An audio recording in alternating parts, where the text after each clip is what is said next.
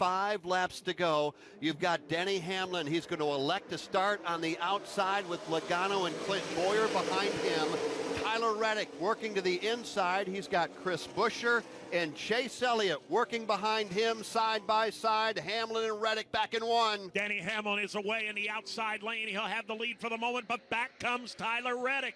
The youngster storming back to the bottom of the racetrack. They are side by side for the lead to the super stretch. Here comes Reddick off 2 to the inside of Denny Hamlin. Fender out in front for Tyler Reddick. He's getting shoved by Chris Buescher. It is Reddick to the lead. Buescher alongside Hamlin for second. And Chase Elliott coming with him as well down on the inside, but up top they continue to get regrouped. Denny Hamlin there with Joey Logano, but up front it is Tyler Reddick with Chris Buescher giving him a push. Well, he would love to run for his life, would Tyler Reddick, but it's the draft. That's not going to happen. Outside lane, rumble strong again. That's where Joey Logano shoves Denny Hamlin to the race lead in turn 1. Denny Hamlin by a car length now in the outside lane. Let's see if he crosses over to the bottom. He does not. Back comes Tyler Reddick. He'll go wheel to wheel again. Reddick down low. Hamlin up high. That's the battle for the lead. Chris Buescher backed up off of Reddick. Reddick needs more drafting help. Here's Hamlin. He will clear Reddick. Hamlin, Logano will clear Reddick along with Clint Boyer.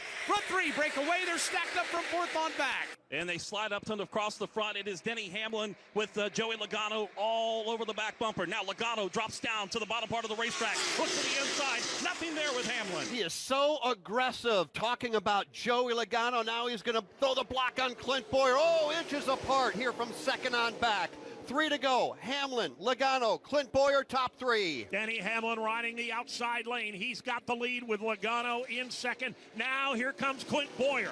Boyer to the bottom of the racetrack. He fights his way to the low line on Joey Logano. 3 wide up the outside, led by Bubba Wallace. Joey Logano in the middle, drafting help from Matt Kenseth. Here's Logano. He'll break ranks. He'll go topside, throw the block on Bubba. Logano getting shoved by Bubba. Logano to the outside for the lead. And coming out of the middle is Matt Kenseth. Gets a great run from Matt DiBenedetto. 3 wide for the second spot, all behind Denny Hamlin. Here comes Matt Kenseth to the front. Off turn number 4, 2 laps to go at Daytona.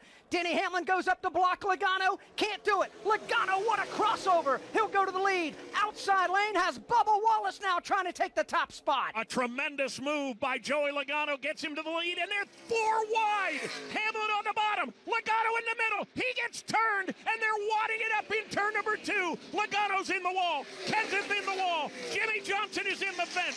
Tyler Reddick gets nailed. Kevin Harvick gets a piece of it. John Hunter Nemechek is involved. Brendan Gaughan goes flying down through the grass to avoid Logano, Daniel Suarez, and a number of others. Cole Custer also in the midst of it as the smoke finally begins to clear here in turn 2. Jimmy Johnson involved, torn up, working down the back straightaway. Does that end the run for a championship in this his final season? A lot of that will depend on Byron and Matt DiBenedetto, but Johnson torn up. Let's go back. You and I, Alex Hayden, were talking about it, watching Logano work the back straightaway, just throwing haymakers at about 201 miles an hour. He nailed Bubba Wallace, and Mike Bagley, you were looking on at that.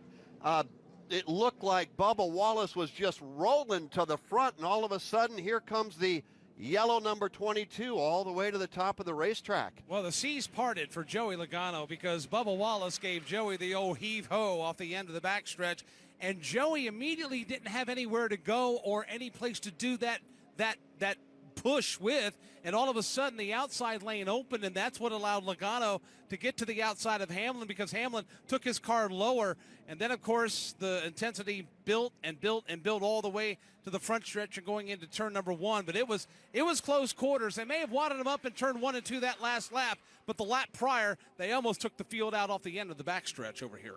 Well, as the cars are still wrecked and sitting down on the bottom side of turns 1 and 2, safety personnel are on the scene. We, for the second time tonight, will go under a red flag to try to get everything cleaned up. That junkyard over there off of turn number 2 and onto the Daytona Super Stretch.